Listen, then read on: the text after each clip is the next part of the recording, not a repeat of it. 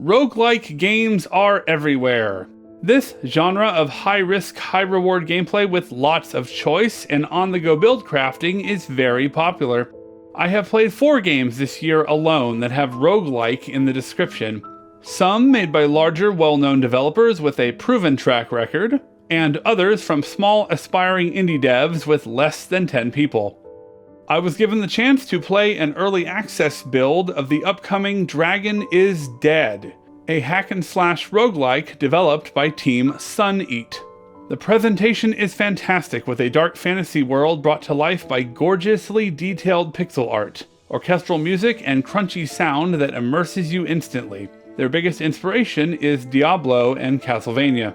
I began my journey as a humble spellblade, an agile magical warrior, walking through an almost deserted village while a bunch of characters introduced themselves and gave me a bunch of exposition about an evil dragon along with its massive horde of demons that is wreaking havoc over this dark land. I knew that it was my quest to defeat this dragon. With delusions of grandeur and some positive thinking, I took my trusty low-level sword and my past roguelike experience and ventured into a dark valley full of skeletons, hacking and slashing through the hordes. As I killed my first group of enemies, I was offered 2 treasure chests, one containing gold and magical gems, and the other with my choice of artifacts. Since I had gained a level, I was able to upgrade my main sword attack to a flaming one, using the skill points I had gained. The rest of the skill tree was all laid out in front of me, and it looked impressive. I found some vendors after 2 more enemy-infested stages who sold me meat to recover some health, a strange creature with a large cart of items for sale, and a magic vendor with new elemental attacks. Then I walked past a sad living tree who wanted me to get redemption for his fallen, tree people? Then, with a few more levels gained, some new armor, and a new magic spell, I journeyed into a corrupted forest to cleanse the impurity with my magical might, and I got ganked by a group of demons and died.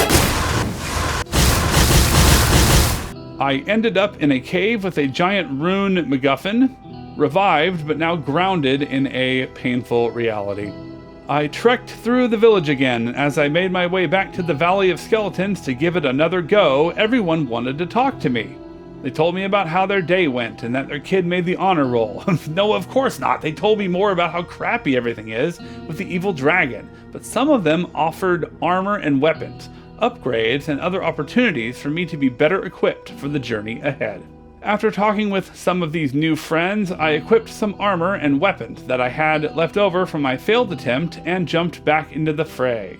This is the progression of Dragon is Dead. It is a brutal yet rewarding experience. Starting a run, getting defeated, losing your gold and experience, but being able to keep your gear and a currency of magical stones that allow you to buy, gamble, and customize gear so you can get back out there as a stronger warrior and try again.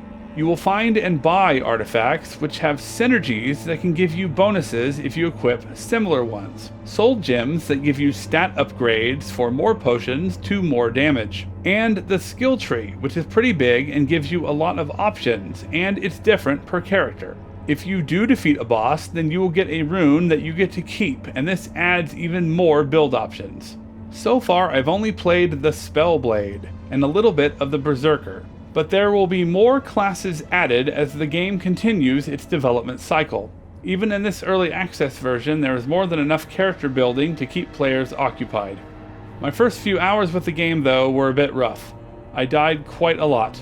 I really wanted to love this game, but it was a struggle at first. I had to get used to the character controls, which include your basic attack combo, a jump attack, double jump, and a dodge roll with a thankfully really short cooldown. There is a little bit of stiffness once the combat starts. You can dodge cancel out of attacks, but it's not always consistent, and you cannot cancel into a jump. Also, for some reason, you can't dodge cancel to the left when attacking to the right, and vice versa. You will always dodge cancel forward. The enemies are also pretty difficult. There are always ranged enemies that you have to watch out for. In one particular area, you have mages, spear-throwing demons, and any enemy who doesn't shoot something at you will just teleport right to you and attack you. There was a big learning curve for me, but after some suffering, I was able to break through. The first boss dropped a sword that helped change up my build, and then I found better armor with more dodge percent, got better at the movement, and developed a more fluid stick and move style of play.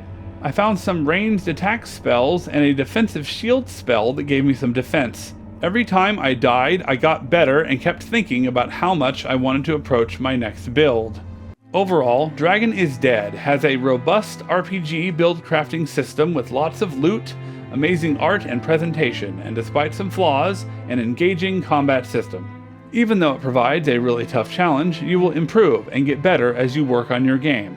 And so will the devs, who will be refining their game, adding new content, and eventually slaying the dragon that is game development. Dragon is Dead is available now on Steam. Check it out if this game appeals to you. I'm off on my next run. This is Dan T of Twisted Banana Productions, signing off.